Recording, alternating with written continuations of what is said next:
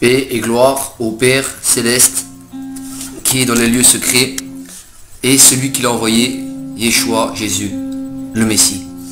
Aujourd'hui, j'aimerais donc vous parler d'un sujet en particulier.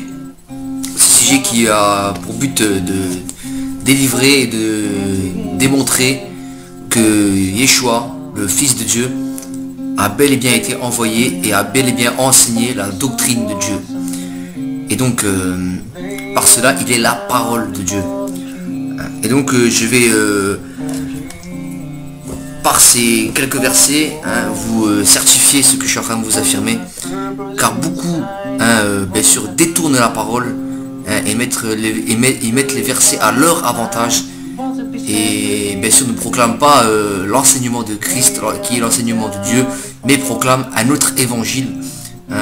Donc, bien sûr, blasphème la parole et nous disent que la parole ne vient pas de Dieu, que cette parole est fausse. Et moi je vais vous démontrer le contraire aujourd'hui. Je vais vous prouver que la doctrine que annonce Christ, la parole, est réelle et authentique. Donc chers frères et sœurs dans le Seigneur, Dieu le Père nous invite à pratiquer sa doctrine. Il nous invite à pratiquer sa doctrine. Et c'est pour cela aujourd'hui que mon sujet a pour titre la doctrine de Dieu. Certains se réfèrent en premier lieu aux organismes religieux, en référence à la doctrine de Dieu. Mais moi je vous dis, à vous tous qui m'écoutez, qu'il faut se référer à Christ. Il faut se référer à Christ. Il faut se référer à Christ pour être instruit de Dieu, pour être vraiment instruit de Dieu. Et pouvoir ainsi acquérir la connaissance. Et bien sûr être agréable à Dieu. Être agréable à Dieu. Ne vous étonnez pas de mes paroles. Ne vous étonnez pas de mes paroles, ce que je peux dire, car moi je peux vous affirmer quelque chose. Moi je peux vous affirmer quelque chose. Dieu ne vous étonne pas mes paroles. Surtout, car je peux aussi vous dire que les Juifs étaient eux aussi étonnés de l'enseignement de Christ. Les Juifs étaient aussi étonnés de l'enseignement de Christ. Et ils se demandaient, mais d'où lui vient une telle connaissance? Les Juifs se disaient, mais d'où lui vient une telle connaissance quand ils voyaient Christ, quand ils voyaient la parole qui était délivrée devant des foules, devant des pharisiens. Les Juifs se disaient, mais d'où lui vient une telle connaissance? Ils s'étonnaient de l'enseignement de Christ. Ils se demandaient, mais d'où lui vient une telle connaissance? Et Christ leur a répondu que bien entendu, sa doctrine ne venait pas de lui, mais de Dieu. Mais de Dieu. Donc là, je vais vous répondre en Jean, chapitre 7, verset 15. Les Juifs s'étonnaient disant, comment connaît-il les Écritures, lui qui n'a point étudié? En 16, Jésus leur répondit, ma doctrine n'est pas de moi, mais de celui qui m'a envoyé. Donc là, vous voyez très bien ici que Christ, la parole faite chair, la vérité faite chair, lui, il vous dit que sa doctrine, elle vient pas de lui, mais de Dieu lui-même. Bref. Or, nous voyons bien ici que la doctrine de Christ est la doctrine de Dieu lui-même. Faisons donc confiance au premier-né et écartons les doctrines du temps qu'ont instauré les hommes afin d'acquérir l'enseignement de Christ, qui est l'enseignement de Dieu. Car Yeshua lui-même enseignait dans les villages et autres, malgré que les gens soient incrédules. Et sa doctrine est la doctrine de Dieu, par excellence. Je cite Marc chapitre 6, verset 6. Et ils s'étonnaient de leur incrédulité. Jésus parcourait les villages des alentours en enseignant. Marc chapitre 6, verset 6. Nous voyons ici que Christ allait de village en village pour apporter l'enseignement de Dieu, pour pouvoir donner la science, l'intelligence, la connaissance aux foules, aux apôtres. Et c'est de là, cet enseignement, ces paraboles, toutes ces choses qui donnent sont vraiment impératifs dans la vie du chrétien, dans la vie de l'enfant de Dieu, pardonnez-moi, dans la vie de l'enfant de Dieu. Et donc ici, en Marc chapitre 6, verset 6, et il s'est donné de leur incrédulité. Jésus parcourait les villages d'alentour en enseignant. Bref. Dans ce verset, nous voyons bien ici que Christ a enseigné et que son enseignement était de Dieu. Et encore aujourd'hui, il est de Dieu. Il est la parole, de ce fait, il nous annonce la vérité, le bon chemin qui nous mène à la vie éternelle, dans nos démarches auprès du Père. Cependant, n'ayons pas un esprit religieux, mais plutôt appliquons la loi de Dieu, en aidant notre prochain. Car par cela, nous accomplissons la religion de Dieu. Par cela, nous accomplissons la religion de Dieu.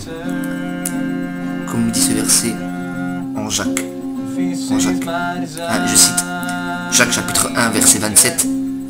La religion pure et sans tache devant Dieu notre Père consiste à visiter les orphelins et les veuves dans leurs afflictions et à se persévérer des souillures du monde. Bref, ici, dans ce verset, tout est bien dit clairement. Nous devons de ce fait accomplir la loi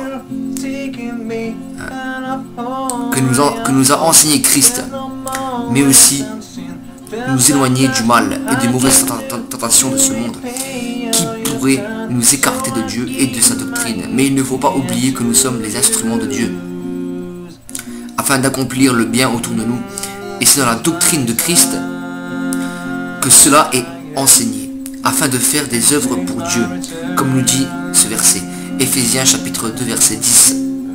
Bref, mais là on dit bien ici, Éphésiens chapitre 2 verset 10, car nous sommes son ouvrage, ayant été créés en Jésus-Christ, pour de bonnes œuvres que Dieu a préparées d'avance afin que nous les pratiquions. Je répète, afin que nous les pratiquions. Donc là ici, mais, je dis bien il y a un mais, cependant, nous devons appliquer la loi de Dieu, et pas seulement la lire ou la garder dans nos lèvres.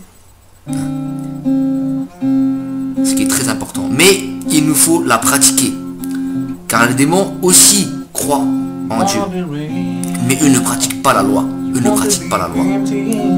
Or nous ne devons pas ressembler à ces démons, car eux périssent et ne pratiquent pas la doctrine de Dieu, qui consiste à observer la loi et à suivre l'enseignement que donne Christ, car Christ donne la doctrine de Dieu, et la doctrine de Dieu est de pratiquer la loi de Dieu, tout simplement.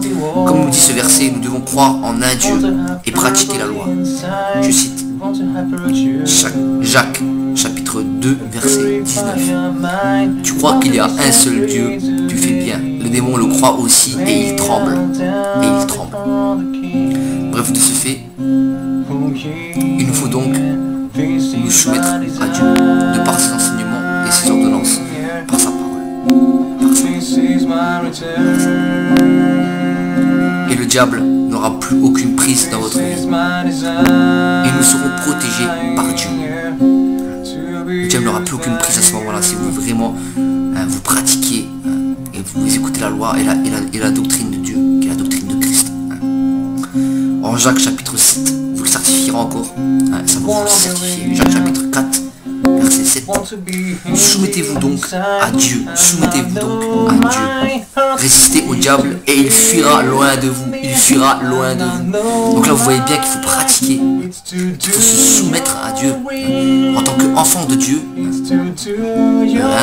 nous avons accepté en Jean 17:3, or la vie éternelle est de te connaître toi, le seul véritable Dieu, et celui que tu as envoyé pour nous, Yeshua, le Mashiach, Jésus-Christ. Donc là ici vous voyez qu'il nous faut écouter l'enseignement de Christ, qui a été envoyé par Dieu, car il est la parole. Donc, bref, n'oublions pas le commandement que nous enseigne Christ, qui regroupe tous les autres dans sa doctrine qui nous vient du Père. Il nous enseigne un commandement. Il nous dit, 1 Jean chapitre 3 verset 23, et c'est ici son commandement, que nous croyons au nom de son Fils Jésus-Christ, et que nous nous aimons les uns et les autres, selon le commandement qu'il nous a donné. Aimez-vous les uns et les autres, mes chers frères et sœurs. Aimez-vous les uns et les autres. Pratiquez l'amour, la loi de Dieu. C'est ce que vous dit là ici, Jean. Donc, bref, n'oublions pas que Christ est la pierre angulaire. Il est la pierre angulaire. le bon berger. Et bien entendu, celui qui a envoyé les apôtres pour que chacun aujourd'hui ait connaissance que Dieu est unique. Dieu est unique. Et qu'il nous faut suivre ses ordonnances. Et ce que son fils Yeshua est mort sur le bois pour nos fautes. Il est mort sur le bois pour nous, afin d'acquérir ces choses. Que nous puissions être auprès de Dieu. Et combattre et vaincre complètement le mal. Donc Éphésiens chapitre 2 verset 20. Vous avez été édifiés sur le fondement des apôtres et des prophètes. Jésus-Christ lui-même étant la pierre angulaire. Éphésiens chapitre 2 verset 20. Je répète, Éphésiens chapitre 2 verset 20. Vous avez été édifiés sur les fondements des apôtres et des prophètes. Et Jésus-Christ lui-même étant la pierre angulaire. Bref. De ce fait, par la doctrine de Christ, qui est la doctrine de Dieu, vous êtes réconciliés avec Dieu dans sa nouvelle alliance.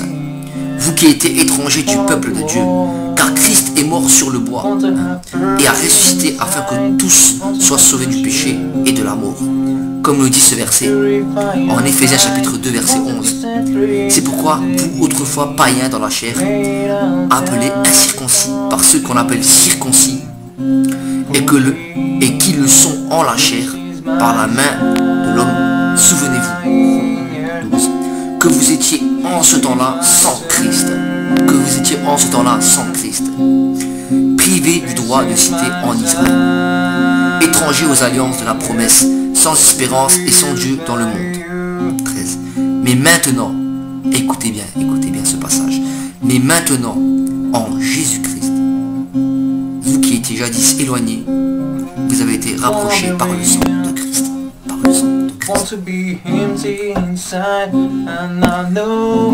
Je vais encore, en référence à ces versets, qui vous certifient que Christ vous rapproche de par sa doctrine et de par son sacrifice de Dieu, je vais encore rajouter un autre verset qui va vous le certifier. En Éphésiens 2, versets qui vont vous le certifier. En Éphésiens chapitre 2, verset 18, qui vous dira aussi, car par lui, nous avons les uns et les autres accès auprès du Père.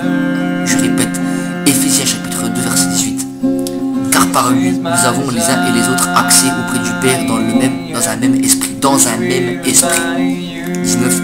Ainsi donc, vous n'êtes plus des étrangers, ni des gens du dehors, mais vous êtes citoyens des saints, gens de la maison de Dieu. Quand vous acceptez le sacrifice qu'a accompli Yeshua sur le bois, qui s'est donné lui-même pour chacun d'entre nous, et l'enseignement qu'il a donné, quand vous l'acceptez et quand vous reconnaissez qu'il n'y a qu'un seul Dieu et que le seul qui a été envoyé c'est Yeshua, le Mashiach, le Messie, le Fils de Dieu, à ce moment-là, ce verset nous dit que vous n'êtes plus des étrangers, vous n'êtes plus des étrangers. Aux yeux de Dieu, vous n'êtes plus des étrangers. Mais vous êtes réconciliés avec Dieu. Voilà, vous êtes réconciliés avec Dieu.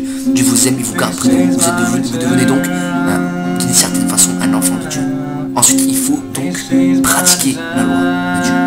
Et là, vous êtes avec Dieu selon les œuvres et selon ce qu'il veut réellement pour vous. Donc, bref. Vous voyez ici, tout est très clair.